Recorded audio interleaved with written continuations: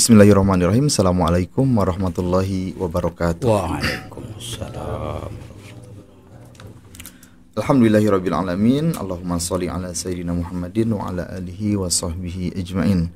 Alhamdulillah, bersyukur kepada Allah Subhanahu wa taala di kesempatan yang berbahagia ini kembali kami menyapa di Majelis Yasalunaka Islam Solusi Kehidupan bersama Syekhuna Syekh Surahman Hidayat. Assalamualaikum warahmatullahi wabarakatuh. Assalamualaikum warahmatullahi wabarakatuh. Baik pemirsa yang berbahagia, edisi kali ini adalah edisi spesial yang mana kita akan memasuki bulan Zulhijjah ya. Ada sebuah peristiwa ataupun ibadah yang sangat luar biasa ya. Maka pemirsa yang masuk di pertanyaan-pertanyaan yang masuk adalah seputar kurban yang sangat diperlukan ya ketika kita melaksanakan ibadah kurban ya. Kami ucapkan terima kasih kepada para pemirsa yang telah menyampaikan pertanyaannya. Ya, mudah-mudahan menjadi asbab ilmu kita bersama ya, dalam melaksanakan ibadah kurban ini. Langsung saja untuk pertanyaan yang pertama datang dari Mas Adit asal Bogor yang menanyakan bagaimana hukumnya menyembelih hewan kurban untuk orang yang telah meninggal dunia, apakah diperbolehkan? Bismillahirrahmanirrahim. Assalamualaikum warahmatullahi wabarakatuh. Wassalamualaikum. Alhamdulillahirabbil alamin. Alladzi an'ama 'alaina bil khairil katsir wa ni'amin katsirah istaujaba lana asyukr fi kulli waqtin wa hin. Wassalatu wassalamu ala nabiyil amin wa ala alihi washabihi ajmain wa ba'du. Alhamdulillah ya, kita diberi nikmat oleh Allah Subhanahu wa taala berjumpa dengan salah satu bulan mulia, yaitu syahrul hajj ya, Dzulhijjah, termasuk bulan-bulan yang dimuliakan oleh Allah Subhanahu wa taala, bahkan dikhususkan ya kan untuk menunaikan rukun Islam yang terakhir, yaitu ibadah haji ya. Bagi para jamaah haji, kita doakan mudah-mudahan mereka menjalankan ibadah dengan baik, selamat ya, dan tentu saja memperoleh al-hajjul mabrur dan al-hajjul makbul ya, sepulangnya ke Indonesia menjadi betul-betul haji yang bermanfaat bagi diri, keluarga dan masyarakatnya. Amin. Amin. Allah ya rabbal alamin. Bagi yang bukan jamaah haji, bagi seluruh umat Islam ada tentu kewajiban ya kan, ada ibadah yang sangat dianjurkan bahkan sampai wajib ya, yaitu pertama puasa ya, yang kedua menyembelih kurban ya. Puasa ini sunnah ya muakkadah ya, itu jadi hari-hari ya, 10 hari bulan Dzulhijjah ya, itu boleh 10 hari, dan diutamakan tentu 2 hari itu tanggal 9 dan ya 8 9 ya itu ya, Tarwiyah dan Arafah. Tarwiyah membersamai jamaah haji yang berangkat dari rumahnya ke Mina ya kan. Arafah tentu ini semua berkumpul di sana. Nah, kita yang di luar Arafah nah diberikan kesempatan untuk ya memuliakan hari Arafah itu, dan pahalanya luar biasa ya. Hari Arafah puasa, shaum yaumi Arafah itu ya berlipat ganda ya kan. Yaitu seperti shaum ya setahun yang lalu dan setahun yang berjalan 2 tahun, masya Allah ya kan. Itu ya tentu saja khusus untuk santri ini sangat ya dianjurkan ya, tentu dalam ya mutabaah ya kan, supaya santri tentu saja terbiasa dengan amalan-amalan sunnah itu ya. Itu yaum Arafah tanggal 9 ya kan. Nah, tanggal 10-nya Yaumul Hijjah ya tentu tidak saum ya, tapi ada kewajiban bagi yang mampu untuk iraqati dam, itu menyembelih kurban. Ya, itu ya, menyembelih kurban yang pahalanya itu sangat luar biasa, ya, lebih dimuliakan daripada ya seseorang yang apa namanya, dia punya kemampuan tapi tidak berkorban, itu seolah-olah diusir ya dari tempat sholatnya Rasulullah SAW. Man wajada sa'atan walam yudhi, siapa yang punya kelonggaran tapi tidak berkorban.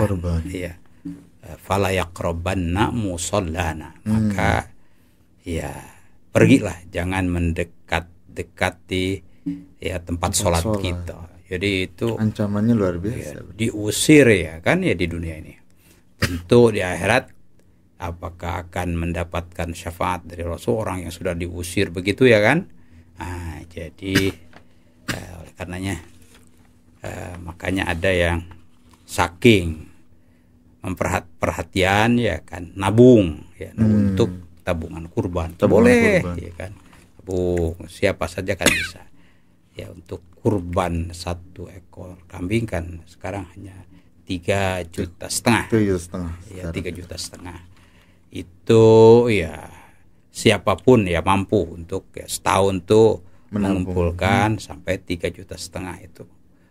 Alkisah ada seorang ibu pemulung ya kan, waktu Kemensosnya Habib Salim sampai dikunjungi oleh Menteri Sosial ya di Jakarta mana lah, ibu pemulung lah kan begitu, tetapi dia ya punya keinginan ya, berapa sih hasil pemulung ya kan, sampai ya bisa membeli kambing yang bagus dan ya memotong, luar biasa ya. Tentu kita lebih ya mampu daripada pemulung itu ya, penabung kalau kita ya, bukan pemulung. Penabung, dan nabung itu kan contoh dari Kangjeng Nabi Muhammad SAW. Beliau itu pernah menjual kebun kurma beliau ya, kemudian hasilnya agak banyak ya, tapi kemudian ya untuk iddikhor, menabung 1 tahun kebutuhan keluarganya beliau. Setahun berapa ya kan, besar juga kalau setahun ya kan. Nah itu jadi ihtiyati satu cara mempersiapkan kebutuhan liyaumi hajatihi wa faqrihi, untuk menghadapi hari-hari kebutuhan dan ya kesulitan. Karena situasi ini ada krisis lah, ada sakit lah, ada bencana ya kan. Nah itu diantisipasi ya, itu jadi bagus juga pelajaran ini menjadi pelajaran ya bagi kita semua umat Rasul sallallahu alaihi wasallam. Jadi setiap umat Rasul SAW membiasakan, pertama hemat, yang kedua menabung. Nah itu ya kan, untuk bisa berkorban ya, Masya Allah. Nah jadi sampai kurban, karena tadi ulama itu mewajibkan, yang tidak mewajibkan itu menyebutkan itu adalah sunnahnya muakkadah. Ya. Kalau ayatnya kan iya, inna a'tainakal kautsar, sesungguhnya kami telah memberimu al-kautsar, kebaikan yang banyak sekali, al khairul katsir. Ya, kebaikan sudah banyak sekali. Ya, Allah tidak meminta apapun, tapi lihatlah saudara-saudaramu yang membutuhkan. Untuk Allah fasolli, makamu sholatlah. Sholat khususnya adalah sholat syukur, sujud syukur ya kan, atau sholat yang lain yang memperbanyak sholat sunat, fasolli, ya kan, li rabbika, untuk Rabbmu, wanhar. Nah, ini untuk sesama manusia adalah ingatlah kepada sesama. Yang kalau wanhar, maka potonglah kurban. Inna syani'aka huwal abtar. Sesungguhnya orang yang membencimu, artinya tidak menyukai sunnahmu, ya, tidak menyukai anjuranmu, contoh teladanmu, huwal abtar, adalah orang yang diputus keberkahan hidupnya. Waduh, abtar potong, ya, abtar akto ajdam, dah potong. Artinya ya hidup ini kan apa sih kalau tidak ada berkah, ya kan? Nah, jadi ada kaitannya kurban ini dengan keberkahan. Ya, pertama kesyukuran, yang kedua keberkahan. Ya, itulah pertanyaannya tadi terkait menyembelih hewan kurban untuk orang yang meninggal, biasa untuk orang yang tua, meninggal, ya orang tua, ya siapa begitu kan, adalah Rasulullah SAW menyediakan 2 kambing yang bagus, ya kabsyaini amlahaini, 2 kambing yang tanduknya mantap, itu kan, amlahaini, iya kan.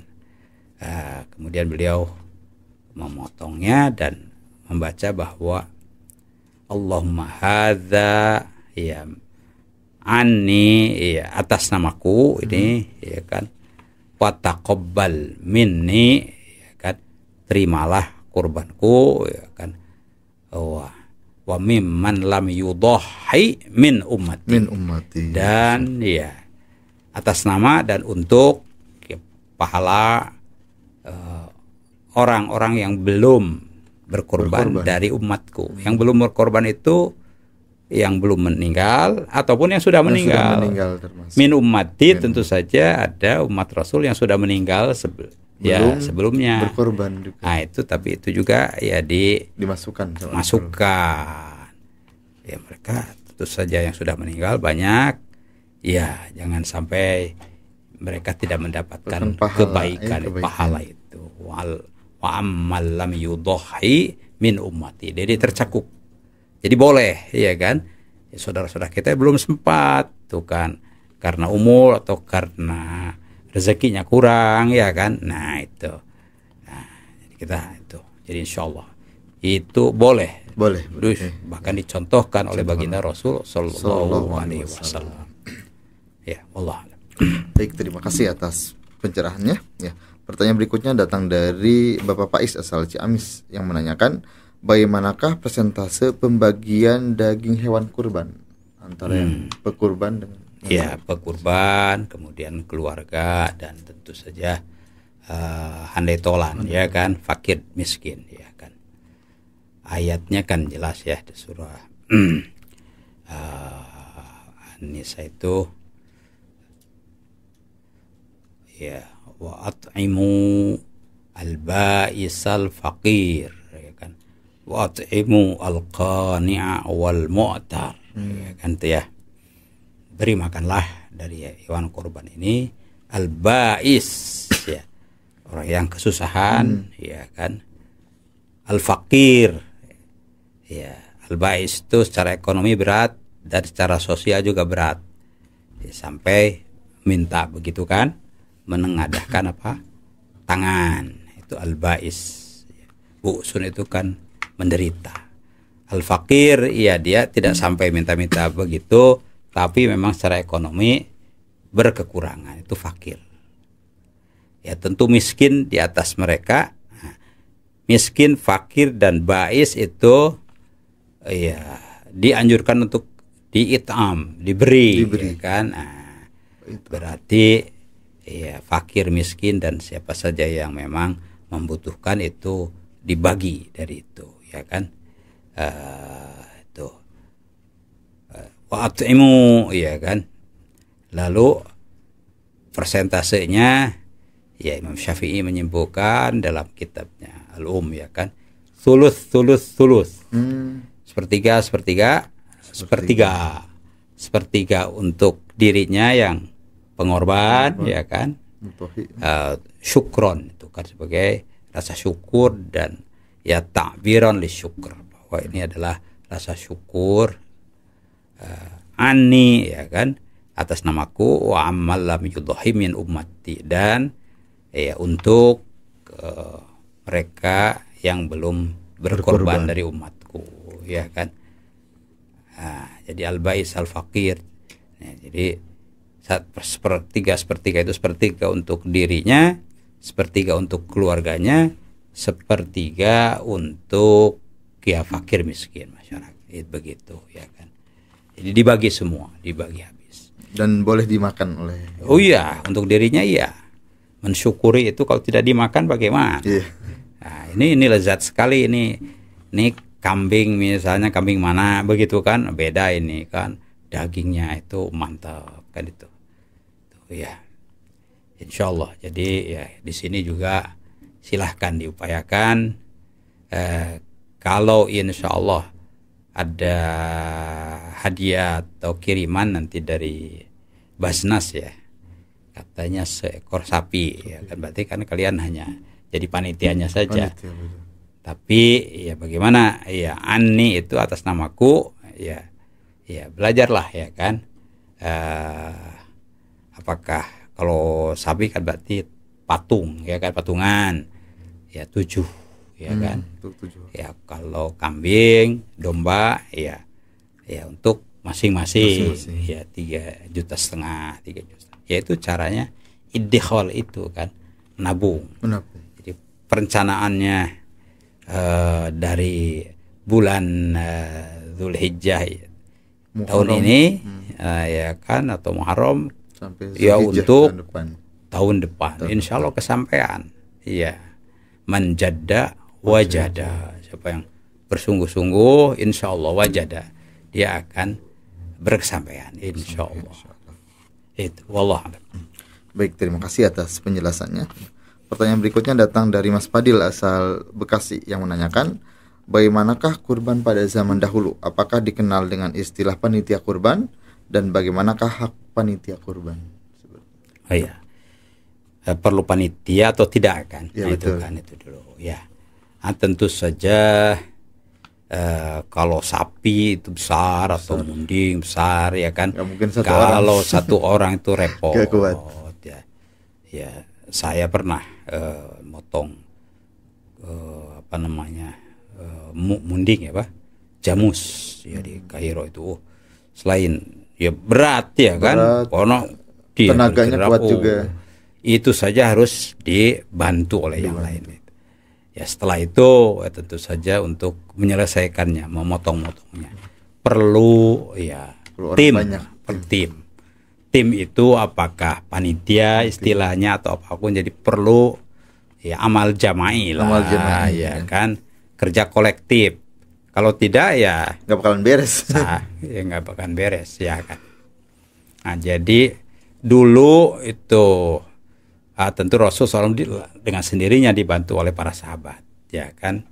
Sayyidina Ali pernah disuruh oleh Rasulullah SAW ada 100 kambing begitu, ya Sayyidina Ali yang memotongnya, tentu dibantu oleh sahabat yang lain.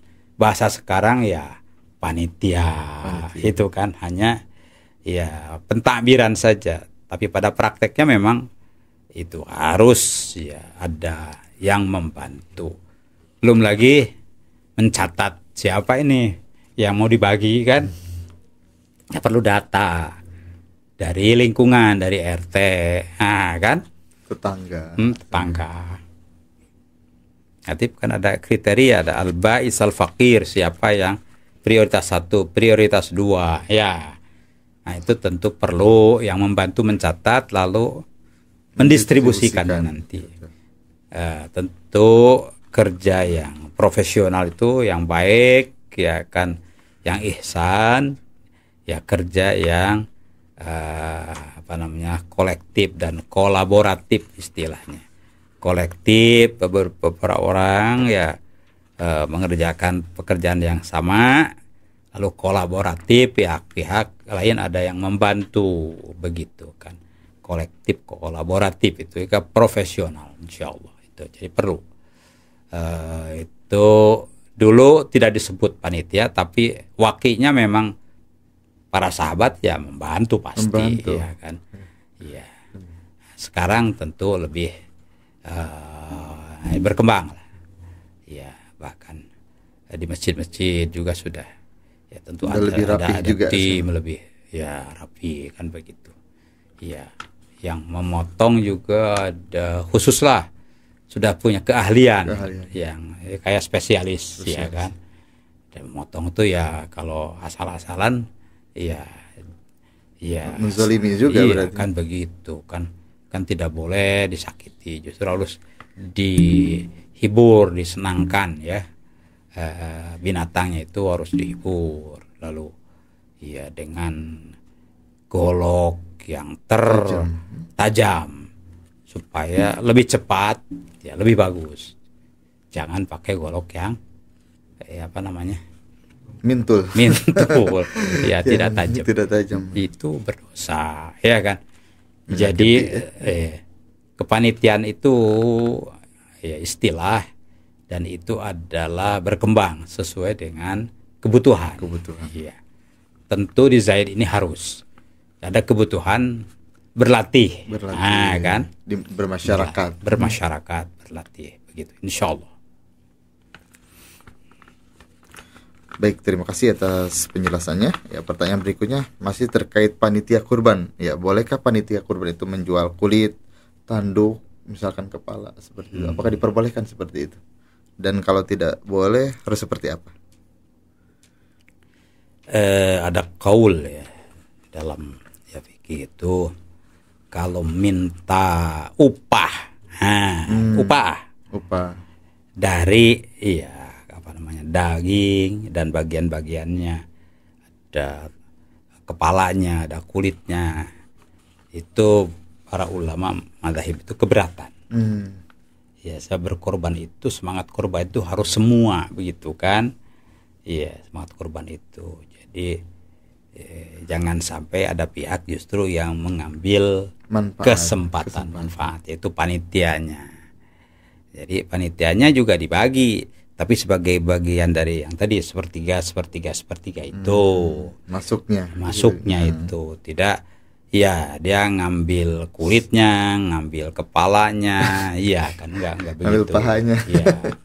Jadi diupah dari daging dan bagian-bagian hewan yang dikurbankan itu, ulama ya menyebutkan itu makruh, karena tadi kurban itu kan ada pendekatan diri kepada Allah Subhanahu wa taala ya. Semua yang terlibat di dalam pelaksanaan kurban ya, agar semuanya mendapatkan kesempatan taqarrub pada Allah Subhanahu wa taala, termasuk yang menyembelihnya dan ya panitianya.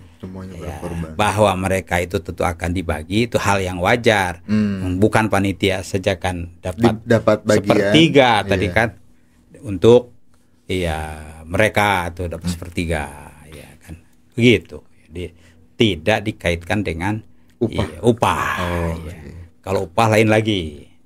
Dan sekarang kan rata-rata di luar begitu. Di misalnya luar kurban, ya. Kita di pusat itu kan harga sapi itu sekian ya kan, 13 atau 14 ya kan. Lalu kan tentu perlu ada yang membantu ya. Totally itu tiap anggota yang menyediakan kurban itu ya 20 sampai 25 juta ya kan. Tuh sapi yang bagus kayak begitu kan. Udah plus akomodasi ya. Plus akomodasi ya. Ya terus konsumsinya juga. Jadi ya udah mencakup ya. Jadi itu untuk keihsanan ya, kebaikan pelaksanaan kurban itu ya.